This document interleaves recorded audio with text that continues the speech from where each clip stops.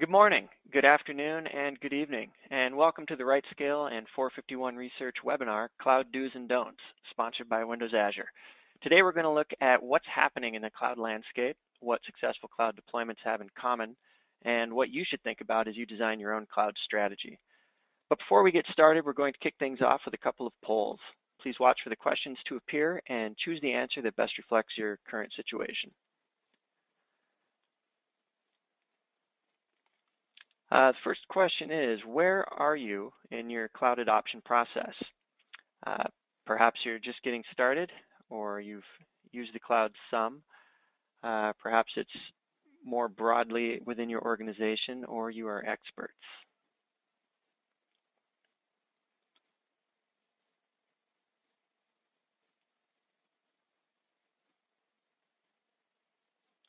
And it looks like the answers are compiling. Okay, so it looks like there is a bit of usage and familiarity out there, and a few of you are just getting started. That's great. You will find today's webinar very informative. Okay, the next question is up, and it is, which public cloud provider are you the most interested in running applications with? Is it Amazon, the new offering from Windows Azure, Google Compute Engine, Rackspace, or one of the other public cloud providers such as SoftLayer, DataPipe, HP, or LogicWorks?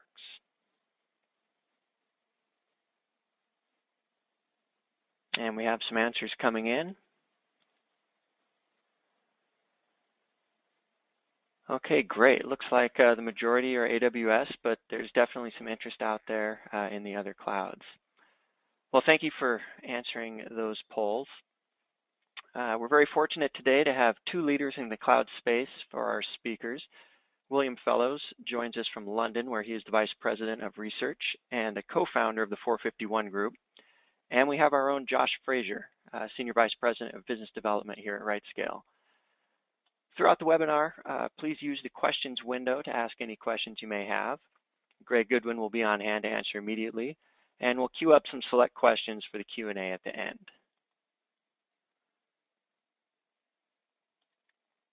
First today, we'll have William take us through the current trends in cloud landscape and what he's seeing across industries. And Josh will discuss the do's and don'ts in cloud and look at how some of our customers have solved their challenges. We'll leave time at the end for an interactive Q&A session so that our panelists can address your cloud questions. And without further ado, I would like to hand the presentation over to William Fellows of 451 Research. William? Hi, thanks for that kind introduction. Welcome everyone, and thanks for spending the time with us here out of your day. So I'm VP Research at 451, and I look after the Cloudscape research practice, which obviously keeps tabs on the suppliers and vendors. Think of it as a kind of a point of intellectual convergence for our organization around cloud in the same way that the industry is converging around cloud. This shows you, if you're not familiar with 451 Research, some of the things that we offer, and I'm happy to plug anyone into the research if they want to contact me or RightScale after the webinar. Next slide, please. So as part of the program, I also operate an enterprise end user early adopter research program. I've been working with folks who have been spending and deploying innovative technology at an early stage for 10 or 12 years now.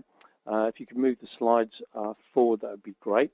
Most of these folks are folks who have been working in HPC, virtualization, grid environments, but more lately the program has shifted entirely to really a cloud program, because most of the folks in it see cloud as a kind of a logical destination, if you like, for a combination of the things that they've been doing and more. And until the arrival of cloud, it was the financial services firms are overrepresented, if you like, but with the arrival of cloud, pretty much everyone is showing up now. Next slide, please. So the way I like to think about where we are in the overall kind of cloud landscape is there's a sort of a perfect storm of conditions that exist that make cloud, irresistible, I suppose, from a from an economic, technological, and cultural point of view. So first of all, we have, well, the picture here is an electrical lightning storm going off at the same time as a volcano in Chile, just to remind us that this is about change and disruption and so on.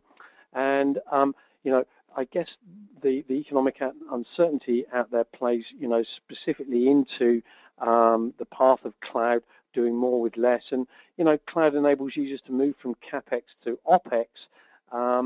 You know, and I don't think that can be underestimated. And it allows reduced spending on IT without negatively impacting operations. That's really the key. And of course, being able to avoid capital spending on IT and not having to provision for peak capacity is always going to be a winning ticket for CIOs to take to the board as they fight for budgets. It doesn't necessarily translate that turning CapEx into OpEx changes the bottom line, however, and indeed, you know, for many users, cloud's still going to be somewhat more expensive. It's like renting a car, right? So if you use it a lot, it's cheaper to buy outright, but if you use it only a little, you're willing to pay a bit more rather than having to own it outright. We really think that there's a head of steam, you know, really driven now around the consumerization of enterprise IT is the most important sort of device organizations have for delivering IT successfully that's accepted and used. But, you know, still today, consumers enjoy better IT than they do at work. And this is, again, really where cloud comes into play. You know, cloud, its service-driven and usage-based consumption model is turning, you know, traditional IT cost centers into service delivery organizations. Next slide, please. So, you know, what are the implications here in a general sense of what are we seeing? Well, cloud's boiling down some, you know, some fairly basic propositions, really. Do things faster and more flexibly on more devices, of course. And I think the industry now is well versed and well understood in terms of virtual first policies, and we're seeing that translate to cloud first policies, certainly in public agencies, both in the US and other regions now, and indeed it coming into play into some enterprise organizations as well. Without a doubt, it's become, you know, a proxy for the transformation of IT in general, and it's been, the term cloud is sort of you know, pretty widely used and abused, but nonetheless, it's certainly falling into place and becoming a new kind of normal activity. And the joke that used to go around the industry, you know, CIO with the cloud means career is over, instead should allow these sort of execs to go back to innovating for the business rather than keeping the lights on. Next slide, please. So in general, I think what we've seen up to certainly this point, or you know, maybe last year, is just the proliferation of these large monolithic clouds, Amazon, Rackspace, and a few others. But now, if you want to build the slides out, we've got obviously some of the mega clouds coming into play here, notably Microsoft with Azure and Google too, and we're seeing, you know, more vertically integrated and cloud ecosystems with, I guess, OpenStack, with VMware's provider partner program intended to, you know, bring multiple sets of end user and service provider constituencies together, and that leads to opportunities around federation and brokering and marketplaces. And I don't think it will be more than, you know, 3 or 4 months before we see IaaS as an exchange traded product. This all rolls up, of course, to a broader umbrella of everything connected in this kind of Internet of Things, where again, cloud in a wider sense is the organizing principle here. Next slide, please. So in our research, and I'm going to drill down to this in just a little while, you know, we really see the market started off as an ad hoc and developer-driven activity running IT production applications, and as benefits have been realized, so cloud use is expanding both inside existing organizations and to new organizations, bigger deployments, greater need of management tools and so on, embracing both public, private, and hybrid models. And so the spending on cloud products and services increasing, as we can see there, from bottom left to top right to about 13 billion by 2015. And this is specifically, we're talking about cloud products delivered as a service. Next slide, please. So we're an analyst company, and I thought it would be useful just to provide you with some of our up-to-date forecasting. Next slide, please. So in the cloud market overall, in the as-a-service model, we're looking at a market that's worth about $16 billion in total this year. Once we disaggregate or leave to one side enterprise software as a service applications, which is the vast majority, we're left with a market that's about $5 billion. And you'll see immediately that this is somewhat different from many of the kitchen sink estimates you might see out of there. And let me show you how we're being very specific here in how we can and what we can, and we have a heritage in understanding, revenue from private companies and from particular portfolios. Next slide, please. So if we take that 5 billion 2012 numbers, we can see here that about half of it is due to infrastructure as a service, that's compute and storage, and the rest is more or less shared between platform as a service and infrastructure that's provided as a service. So as you can see on the right hand side, some of those infrastructure management and glue type activities that are provided as a service. And this is across about 260 vendors. Next slide, please. So if we take a look specifically at that 51% piece, so Amazon is clearly, it's Amazon's market to lose at this point. But, I think we should pinch ourselves and remind, Amazon's just had its 6th birthday. It's still providing this rising tide that's sort of floating all the boats out there. And while I used to think about the market, if we thought about Amazon as being Coke, there being no Pepsi in the market, I think that's changing now.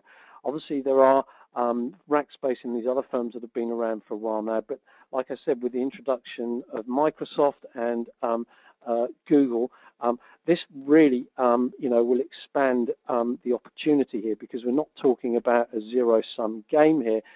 This pie is getting bigger for all parties. Next slide, please. And so one of the things that we do here at 451 is to segment the market by geography, by vertical, by vendor, by revenue, etc. And this is just to give you a sense of where that cloud as a service spending is going right now in terms of the vertical market adoption. Next slide, please.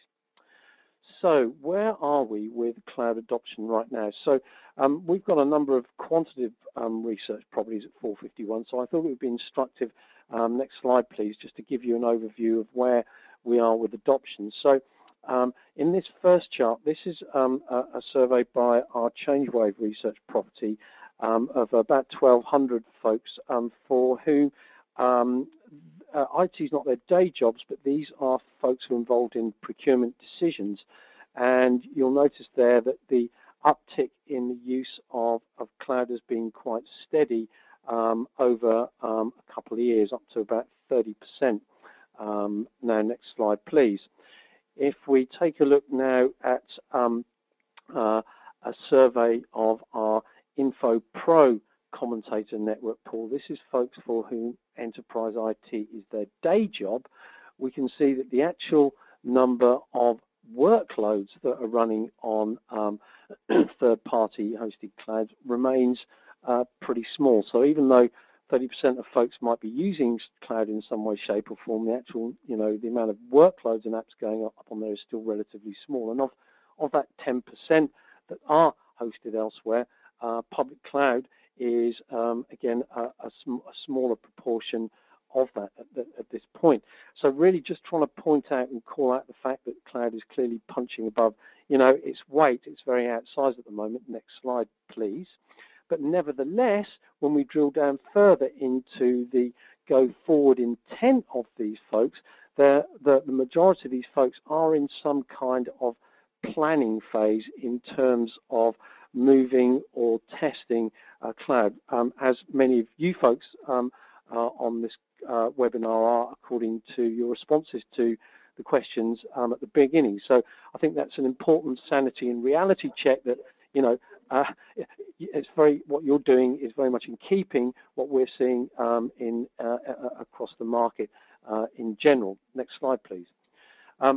Interestingly, when we take a look at some of the pain points of moving to cloud, typically it's the management of all those moving parts on the private cloud and on the public cloud. Really, security is always been the overarching kind of concern, and we're sort of quite clear to not to erroneously kind of conflate the aspects of physical IT security, the software and compliance and regulatory aspects, and we can talk more about that later as well. Next slide, please.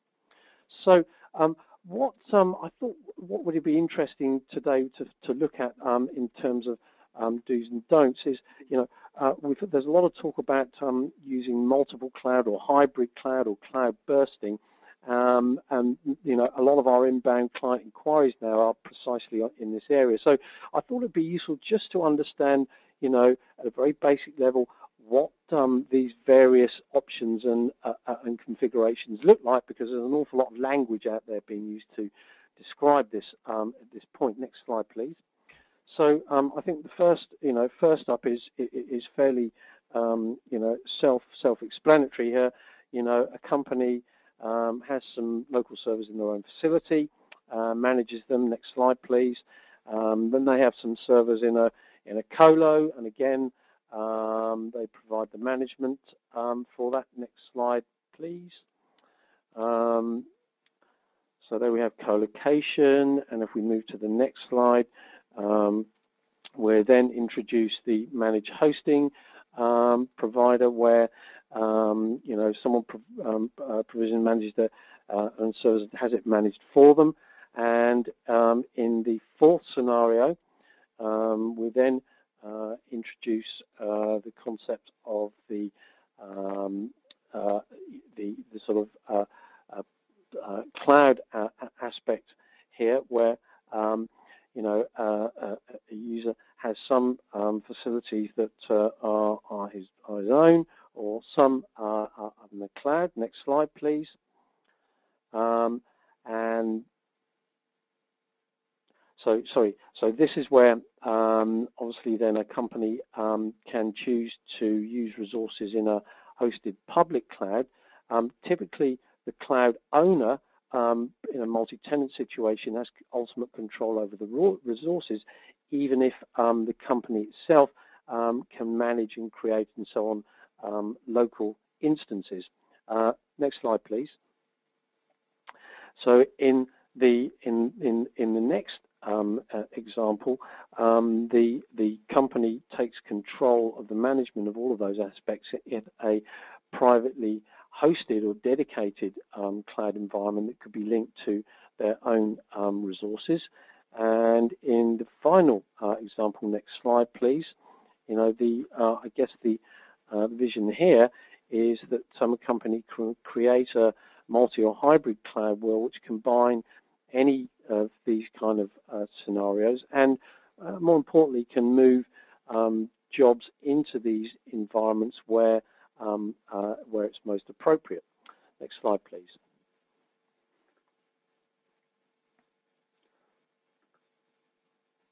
So I thought it would be useful then just to shed to reality and sanity check some of that perspective in terms of where we are with things. Just 8% of folks in our survey, reported their companies using a hybrid cloud in any way, shape, or form. Next slide, please. And indeed, from the folks for who enterprise IT is their day job, clearly hybrid cloud comes a long way down on the to-do list at this point. Next slide, please. But I thought it was instructive here to show the results from RightScale's own survey of its cloud base, which suggests that on a go-forwards basis, end users are now incorporating typically multi-cloud strategies into their future planning and future use, which is, I guess, borne out in RightScale's own usage data. Next slide, please. So we've heard an awful lot about cloud bursting, but I think really we can strike that term and talk about hybrid cloud, where really end users want to make, in our experience, sort of rational decisions about where to put different types of workloads and application, rather than bursting out into different environments based upon minute by minute or penny by penny changes in price. And certainly we've seen nothing of that, certainly at this point. And even if there was an environment like that, it's really not going to be useful for running workloads and apps with live and complex information architecture, and have often very specific storage and data management requirements. Instead, what we think and what we see is that users will want to make decisions about where to put and automate the delivery of workloads and apps according to the characteristics of that app, whether it be performance or SLA or compliance or geography, and what we call here best execution venue. And I think enterprises generally, it seems to us that the need for using different venues stems mostly from the need to use sort of public clouds for test and dev and non-mission critical apps, and private clouds for more of the critical work. And in theory, users can even deploy different parts of an app in a tier into different environments, so front end and web services in the cloud, and PCI databases and so on more dedicated environments. So this provides then an opportunity for a raft of other functions here.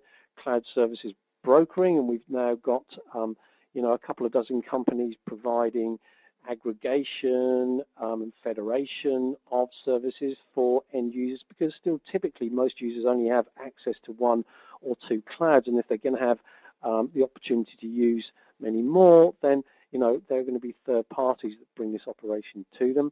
And certainly there are going to be, we've already seen marketplaces starting to emerge, even on Amazon, and cloud brokerage, both spot markets and futures and derivatives, I think is not too far behind. And sure, that's pretty far out on most users' radar at the moment, but it's clearly where some of the market is going, and there's a lot of investment going into there. I think using multiple clouds is as much an important aspect of making sure you don't get locked into one environment, and just de-risking the use of public cloud in general, being having an opportunity to enjoy portability between different clouds and integration too.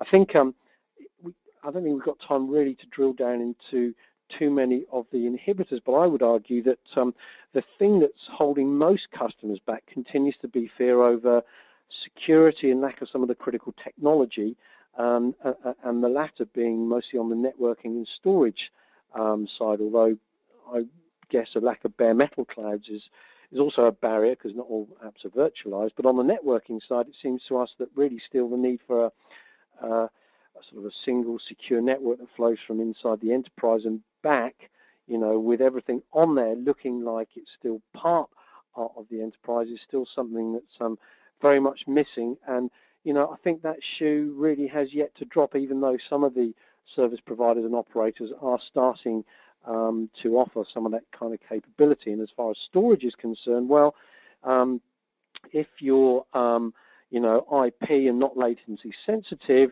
then the network capability helps as well. But if you're fiber channel and latency sensitive, then you're still going to be stringing fiber between data centers and creating private clouds at this point.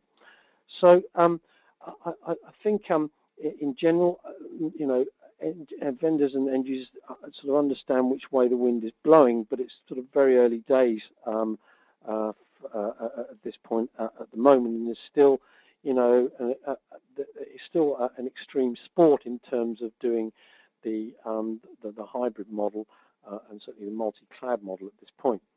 Next slide, please. So one of the things, though, that I think is helping build some momentum here is platform as a service, which has certainly taken a lot longer than the market participants had anticipated. But nevertheless, the characteristics which define it, I think, are becoming quite well understood amongst end users, even if they don't regard it specifically as being something which they can achieve by using platform as a service. And moreover, the continued blurring of the lines between infrastructure as a service and platform as a service, both, the IaaS vendors adding tools and utilities. Amazon, I think, has got 3 dozen now, and vendors like Microsoft moving or extending from PaaS into IaaS should provide a way to enjoy some of these benefits without perhaps some of the negative aspects of what's regarded as PaaS at the moment. So the positive benefits here around packaging and integration and mobility and marketplaces and value creation, I think, have been well demonstrated in the market, and PaaS certainly supports the notion of polyglot programming and DevOps and so on, which is again driving developers' activity at organizations. Moreover, it allows folks to enjoy some of the benefits of cloud computing without actually, the risk of going out there and doing it. But moreover, a black box internally allowing developers to have sort of automated services delivered to them, but allowing IT to retain control. And moreover, I think it's certainly becoming a model for applications that are being built on cloud. Next slide, please. But it's not all upside, and I think it's pretty clear to anyone who's looking that traditionally hosted platform as a service has been seen as a automated vendor lock-in. I think that's changing, but I still think that's the sort of overriding perception. And that there are simply too many as-a-service things going on out there at the moment, and therefore platform as a service may be weighed down CIOs' to-do list. Next slide, please. So just in general, I think one of the things that cloud is allowing organizations to do is to become a kind of a service broker to their own organizations, and with all of the mechanisms which are associated with that in terms of providing a way to charge for that IT, whether it's on a consumption or even an allocated basis, because all organizations are going to be different. I don't think IT organizations are going to go away, but they should, the cost should diminish with the ability to add more flexible, elastic options. I don't think we'd ever bet on less complexity. People like to build complex systems, and complex systems fail. And I guess that's, at the end of the day, it's always useful to take a reality check from, Amazon CTO Werner Vogels, who, overriding sort of mantra is, expect things to fail and, build in redundancy for that. I think there's certainly a case for, the increased use of technology delivered as a service rather than a sort of, sell and forget or shelfware, whatever. I think there will be some changes in terms of the dominant players, but some of the bigger vendors, may be, like I say here, forced to do some, fairly desperate things ultimately. But leaving that aside, I think really the opportunity is to, provide self-service utilities to users via the use of, multiple cloud techniques, from consumerization of IT to using, through VDI and other mechanisms, to using public cloud services as well. So next slide, please.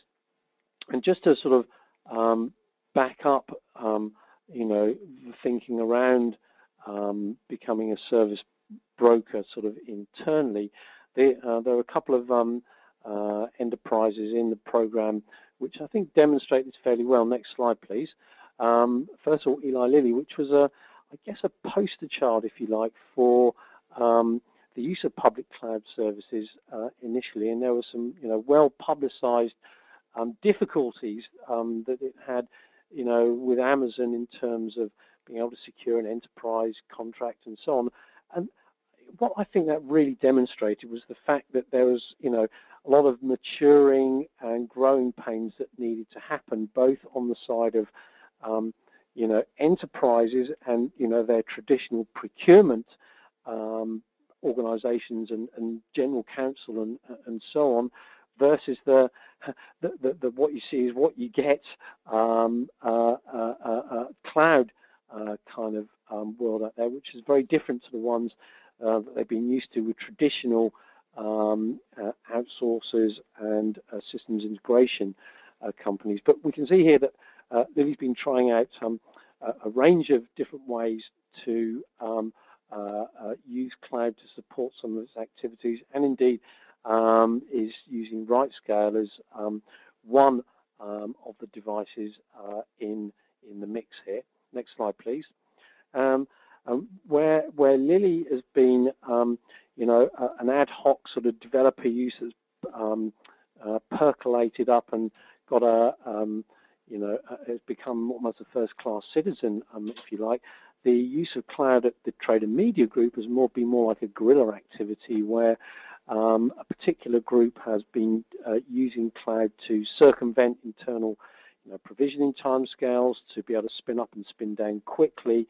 And the benefits that it's seeing there, it's now realized that these can be applied more widely across its operation, especially in terms of its need for real-time and dynamic capabilities to add different websites and properties and so on. And again, this is a company which is using RightScale to assist with some of that process. So with that, I will like to turn the webinar over to Josh over at RightScale. Thanks, William. Appreciate the overview, and all the best to our 451 friends in Manhattan there. Hope things are recovering quickly from Sandy. Actually, before we dive into the RightScale section, there's a couple questions that came in. I thought it'd be good to hit them now. One is, can you deconstruct a little bit more around the security that's obviously overwhelming the barrier there, what folks are concerned with at 69%? How are you seeing that broken down? Sure. So when I dug a bit further into the aspects of security here, what was revealed is that for the most part, users were talking here about the privacy and protection of data, especially with regard to the location, loss of control of the data and not knowing where it is. So not so much the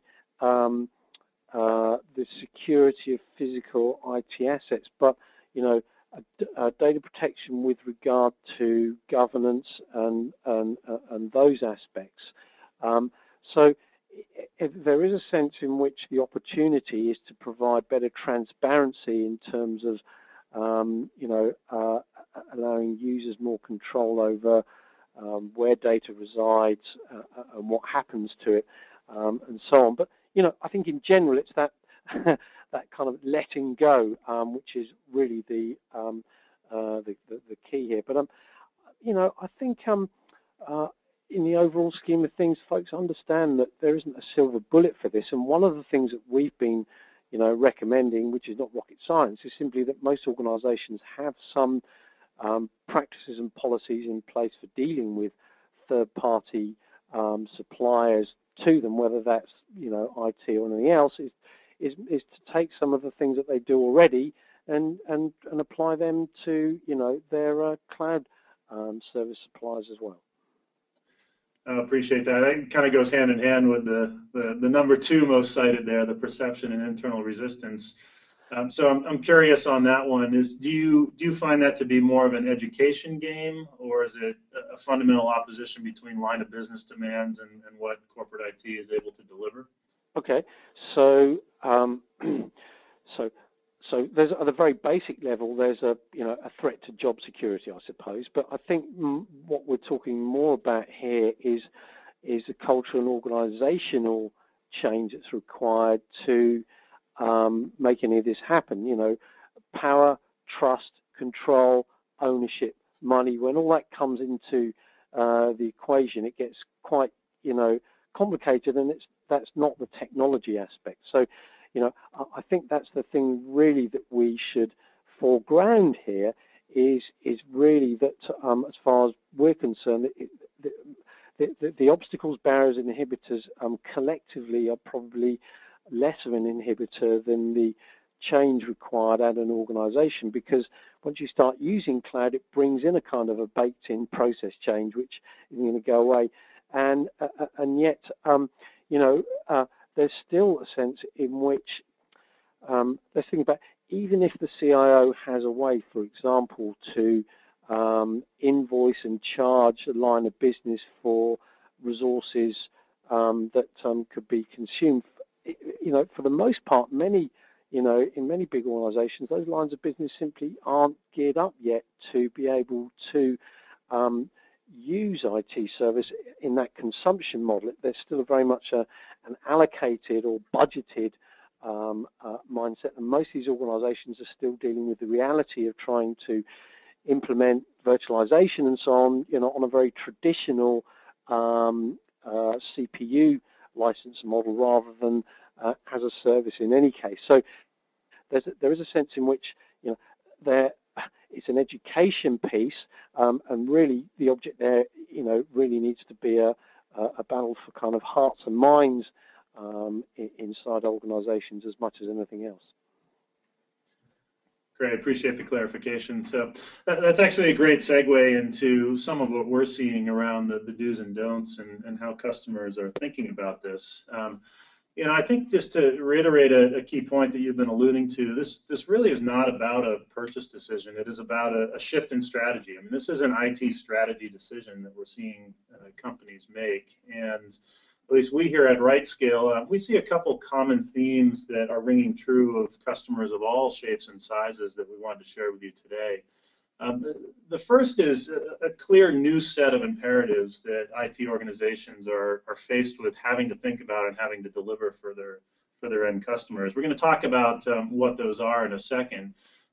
The second thing that we see, and we highly recommend this, is customers tend to get a little bit distracted with the bright, shiny object, right? Along that first project, there may be something that looks very appealing.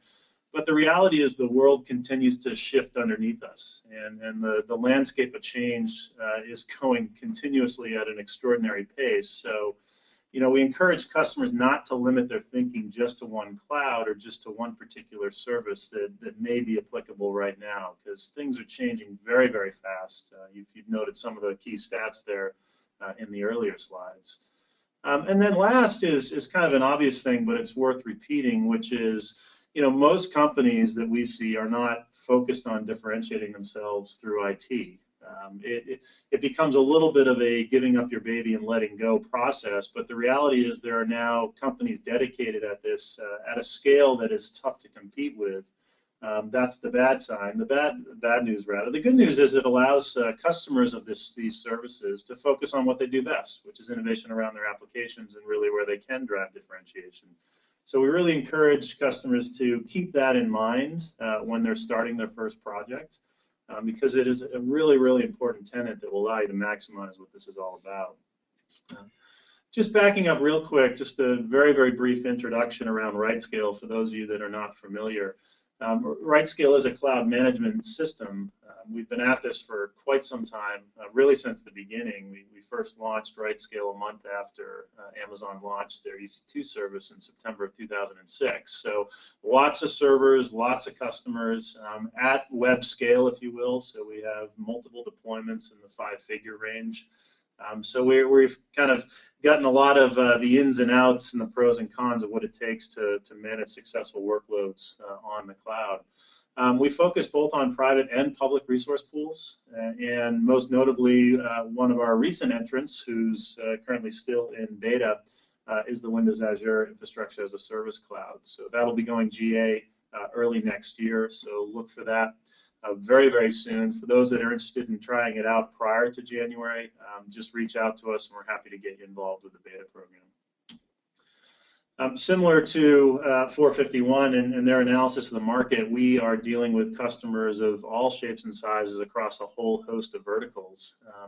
Very, very encouraging to see what companies are doing. And what's always been most interesting to me is, you have some very established companies that are doing some pretty amazingly innovative things, very forward thinking. As well as trying out their first project. So we're getting a cross-section of verticals at multiple different phases of cloud adoption, and that's allowing us to really drive some best practices and get some good learnings about where this industry is headed and where customers want to go. So back into the expectations and kind of what's changing here. What are we seeing? The first is around this concept of agility and specifically leading to no-wait IT. One of the byproducts here of infrastructure as a service and what in particular Amazon pioneered back in 2006 is anyone that wants to can go get access to infrastructure. Literally it's a credit card, an email address, and the willingness to spend a few bucks, and there you have it. You can bypass what otherwise was a fairly rigid process within your internal organization and the structure therein. So what that's resulted in is, line of business and internal customers, expect immediate delivery, expect immediate satisfaction around their IT needs. That's putting a lot of pressure around central IT groups and sometimes causing line of businesses to just work around them. So it is something to keep in mind. It is more and more a requirement that we're seeing. The second thing that we're seeing is, in general, no one cloud is able to solve a given application or given organization's requirements. And we're seeing these companies more and more look at things as a portfolio and aligning a particular application to the cloud resource pool where it makes the most sense.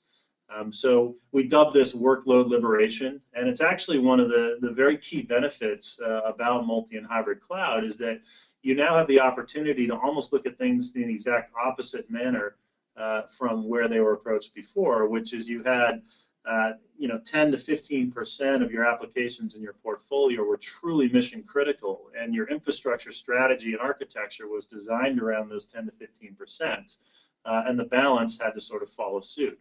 Well, that's changed. That's almost exactly opposite now, where you can have access to multiple different types of infrastructure resource pools with different characteristics, and you can align the application and the workload to where it makes the most sense.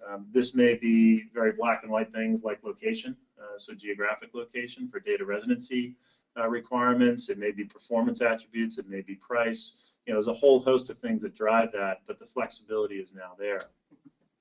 And then finally, the final imperative that we see over and over again is this notion of unprecedented scale. So how do you deal with massive amounts of users interacting with your systems? And those users can be external customers as well as internal users. How do you deal with the ever-increasing amount of data that needs to be captured, stored, processed, and redistributed? So we're seeing volumes of resources be consumed over periods of time that were almost unimaginable before.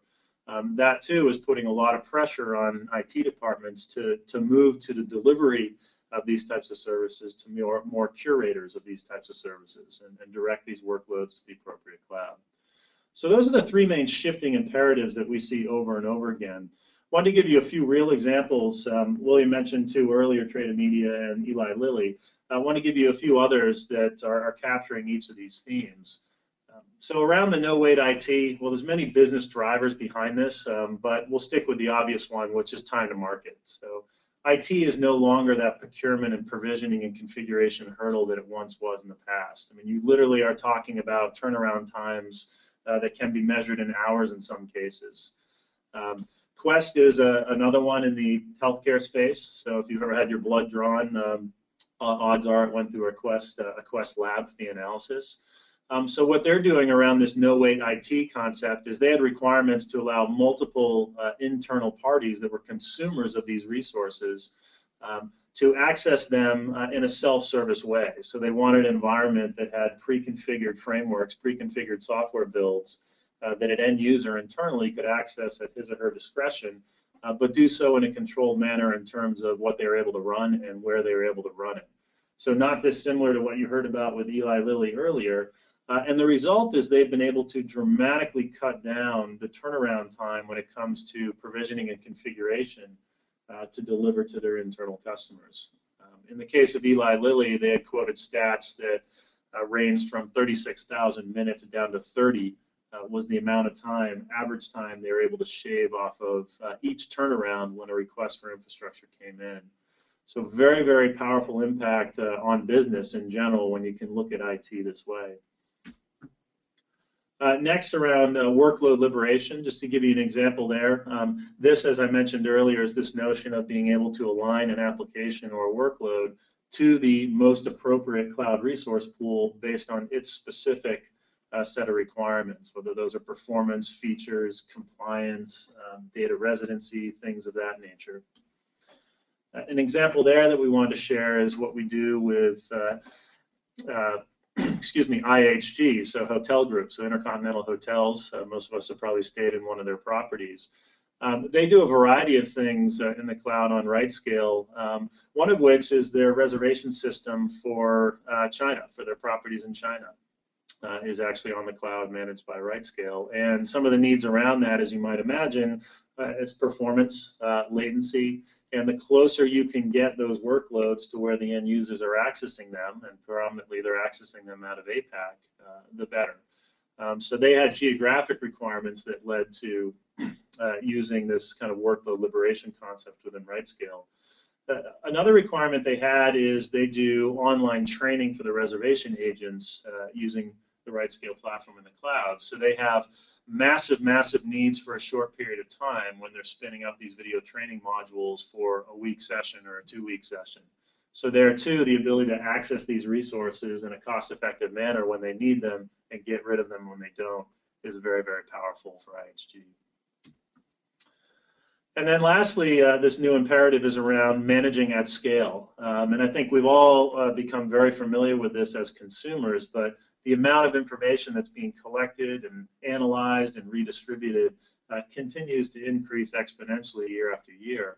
The pressure that's putting on IT departments to be able to deliver the requirements around that for their end customers is also becoming extraordinary.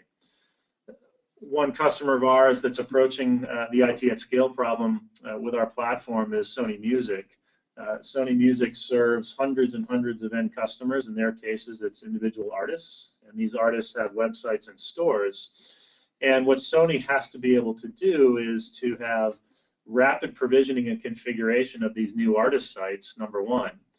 Number two, to be able to deal with the unknown demands. All of these sites have typical flash crowd characteristics. When that artist makes the news, when something happens, and they need to be able to have those sites perform accordingly without investing up front in the excess capacity around the infrastructure that would be able to handle that peak load. And then finally, because they manage the stores as well, they have specific compliance requirements around PCI. So Sony is kind of a combination of not only managing at scale and these ever-changing demands, but also being able to take advantage of multiple different resource pools to meet their compliance requirements. So just 3 quick examples around these new imperatives that we're seeing. So here's one of the challenges and one of the big don'ts. We see a lot of customers approach cloud either with their first project or as they're moving things into production with this notion of the old methodology or the do-it-yourself approach. Right? That's what they're used to, working with internal systems, working with their internal data centers. There's a couple key challenges to that which I wanted to call attention to. One is that most of these clouds are a set of APIs, right? These are not resource pools that are fully functional like you're used to in your internal data centers. if all you're doing is launching instances, okay, yes, those APIs can be sufficient, but what we're hearing is most customers are looking to do more than that. So think of these APIs as the interface into the building blocks, but it's not the end state that you require your infrastructure to be in to actually deploy workloads. The next piece that's key around the do-it-yourself is where you choose to spend your time. One of the key challenges with dealing with multiple clouds and multiple users is the differences that each of these clouds have. Right? They are different APIs, they are different resource constructs, they have different identity management systems, different charge models, different metering mechanisms. Right? So if you want to take advantage of more than one resource pool by more than one internal department, the matrix of complexity grows considerably. So this really gets down to, at the end of the day, how do you choose to spend your time, and where is your differentiation really lie within your organization, and how to best leverage it. So that's what RightScale spends a lot of time solving.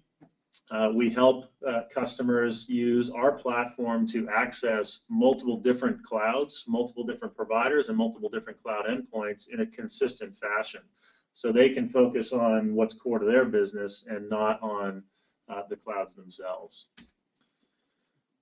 Specifically on how the construct is set up and the different components here, the first area is around a configuration framework.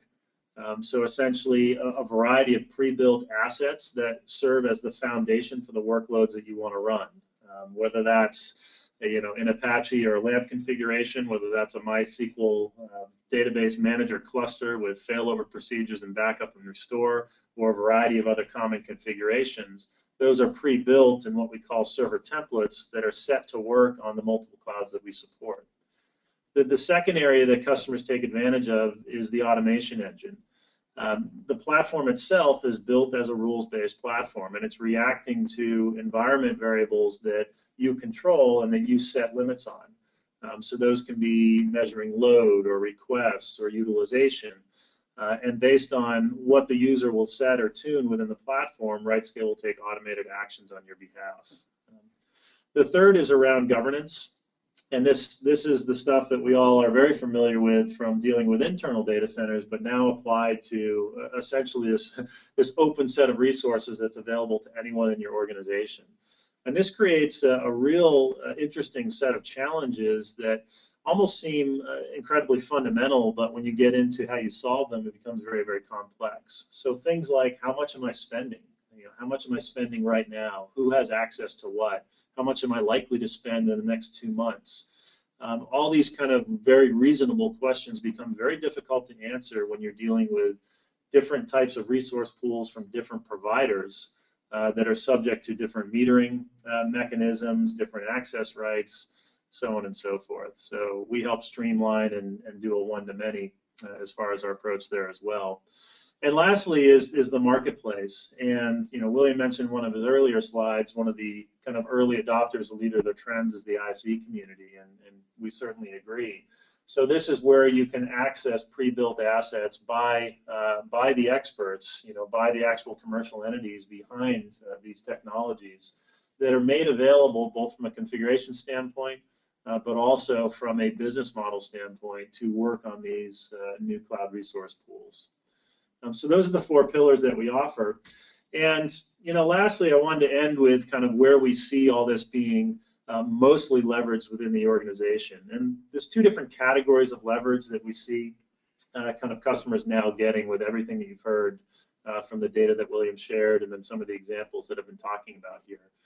The first category is around this notion of workforce leverage. And what it's doing is really turning IT departments into the curators of these services as opposed to the ones that are solely responsible for delivering, and allowing line of businesses and allowing internal users to essentially access self-service capabilities when it comes to procuring and configuring infrastructure.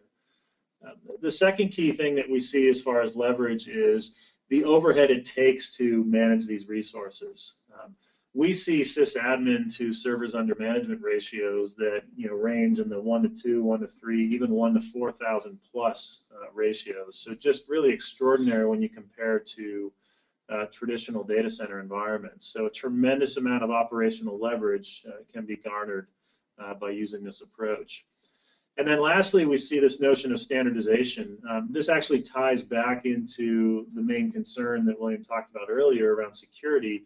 And one of the best ways to address security in these cloud environments is to have standards that are locked down. So best practice configurations that have the appropriate access control rights around them that users can use over and over in these different environments. On the capital leverage side, a couple key things there. So one is getting your arms around what you're spending it on, and what you're likely to spend it in the future. And those are key things around visibility that allow you to understand the resources that are costing you money, how they're being utilized, and what that's likely to look like over a time scale. The second area is around the centralized management. We talked about the server admin ratio. But one thing we didn't mention is how you can set up environments within accounts on RightScale that allow you to take these configurations and share them with disparate groups within your organization. So use this notion of what we call sharing groups or account groups, where you can design once and deploy it multiple different times. And then on the smarter virtualization, where we see this being used is really around companies that are adopting hybrid cloud.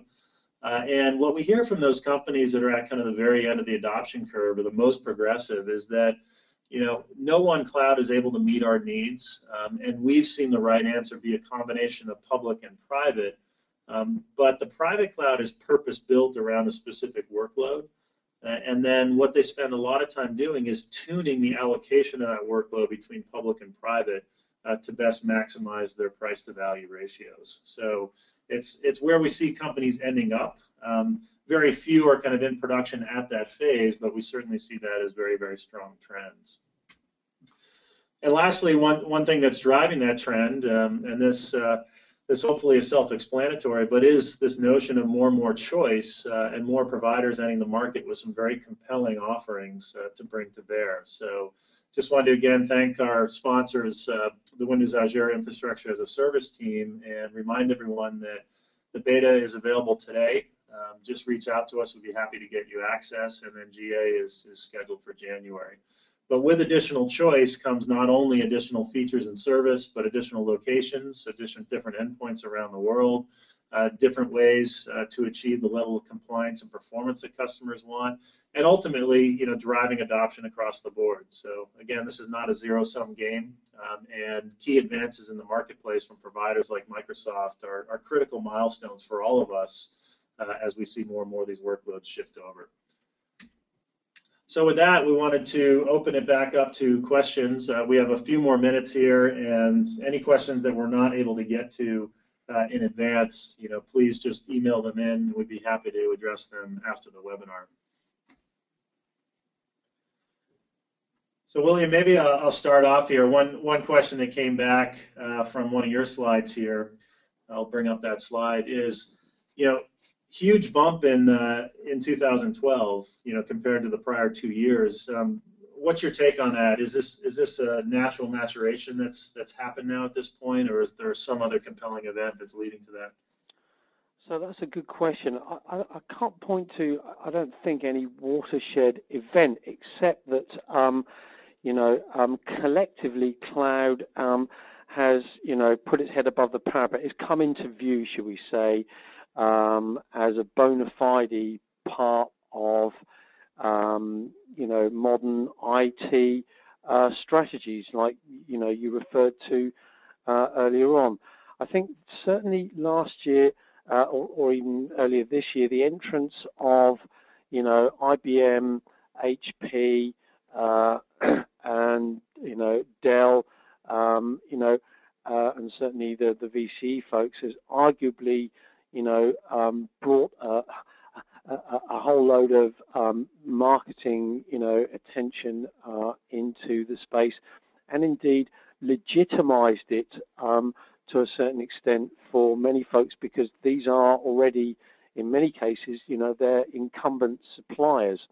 I think we're likely to see that bump again with the arrival of Microsoft Azure, with Google and other, folks now into the marketplace, and these are companies which are doing, meaningful revenue. And sure, they still may be chasing down Amazon, but nevertheless, this market is significant and is growing. But reality check is that the overall commercial spend on this is still relatively small compared to, for example, the $20 billion annual spend on managed and hosted services. So we're still looking at an opportunity, an order of magnitude opportunity there, both for new entrants and for existing players as they convert services to cloud-based offerings as well. Great, thanks for that. Another question that came in, which I'll throw over to you, William, is what are you hearing, or where do you see desktop as a service? Is this figuring into the cloud scenarios that you're considering, or that customers are considering? Excuse me. Yeah, so I think that's taken longer than perhaps a lot of folks in the market expected to happen, and by and large, that's because it got caught up in a bunch of things. First of all, technology with regard to the different mechanisms, protocols for achieving that, and indeed the different deployment models, whether it's on different kinds of blades, whether you stream it, whether there's something on the end point device, whether it's all within the data center, and secondly, the actual economic benefits of doing this in terms of the upfront investment. It had to be there have to be some pretty compelling numbers to convince folks to go and effectively do away with one approach and buy in something else. I think we are now over the hill, if you like, and I think the arrival, especially of VMware's Horizon environment, some of the things that Citrix is doing around Avalon, should make that end user workplace, workspace much more attractive in terms of a no-brainer choice versus being a kind of a tricky, technology implementation or deployment. Great, appreciate it. We had another question that came in very early around Azure and its compliance with HIPAA. I think that got answered with a link by Greg, so appreciate that, Greg. But stay tuned on a variety of different approaches and certifications related to compliance with the Azure platform. I expect more information to come out in January on that. So as a reminder, that's still in beta right now, but will be GA very, very soon. The Windows Azure Platform as a Service program does have solutions around a variety of common compliance needs, including HIPAA already. So keep in mind what we're talking about here is the infrastructure as a service solution that's coming out from Azure. Great, and maybe since we're over the hour, just one more, which I'll throw to you, William, and this one's actually from me, which is for those that are in the audience right now that maybe just starting their very first project, or maybe have done a little bit of testing but nothing in production. Is there one or two kind of pieces of advice you would offer them as it relates to their approach or dealing with their internal constituents? For dealing with their internal constituents, then I think the opportunity to get bought into programs is essential, rather than simply having something mandated.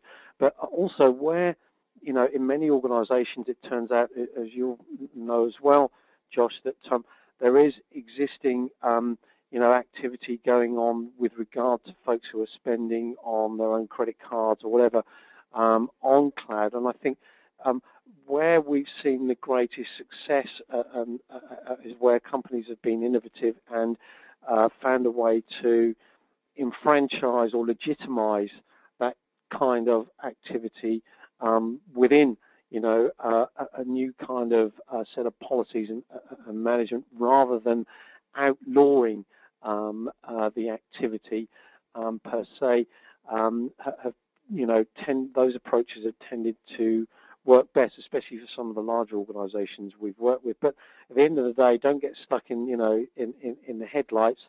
Put a stake in the ground, and you have to start somewhere. So embrace the change and figure out what it means to you. That's great. That's great. Well, excellent. Well, why don't we wrap it up there? We're a little past the hour, so appreciate everyone sticking on past 11 Pacific for us here. Those of you that are interested in RightScale and the support for Azure, go ahead and shoot us an email. We're happy to help you out. This webinar, audio and video, will be available about 24 hours from now at rightscale.com/webinars, along with all the rest of the webinars that we've done throughout our history. So there's lots of great content on there. And then last but not least, those of you that are in the Bay Area, this Thursday, we're hosting a road trip event with the folks from the Windows Azure team. Chance to learn more. There's a training session. There'll be a strategy session. We have 2 customer speakers that are coming in to talk about their experiences. And we'll have architects on site. So those of you that want to get a little bit down and dirty, we'll be able to do that as well. So please join us if you can. At the Roadshow event. You can find out information at rightscale.com/events. So thanks everyone for joining. William, thank you very much for participating today. All the best to you, and we appreciate everyone's time. Bye for now.